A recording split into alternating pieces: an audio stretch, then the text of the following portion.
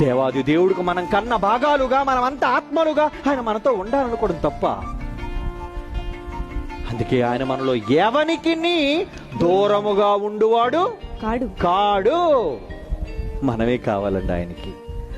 అందుకు అవసరమైతే నిన్ను చంపేయాలి, అవసరమైతే నిన్ను మట్టిలో కలిపేయాలి. అలా కలిపితేనే నువ్వు వస్తావు. నువ్వు రావాలి. నువ్వు వస్తే ఆయనకి పండగ, నువ్వు వస్తే ఆయనకి సందడి.